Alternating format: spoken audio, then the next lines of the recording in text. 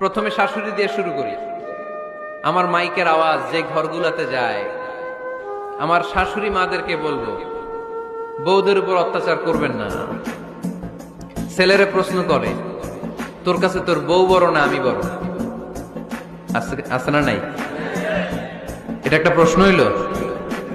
তোর বউ বড় না আমি বড়? দুইজনেই বড়। তা এক ছেলে সুন্দর উত্তর দিছে, আমার কাছে ভালো লাগছে উত্তরটা শুনে। এক মা প্রশ্ন করছে, তোর এতদিন আমি লালন পালন করে বড় করলাম, জীবন যৌবন তোর জন্য শেষ করলাম, আজকে বউ পাইয়া বউ তোর আপন হয়ে গেল?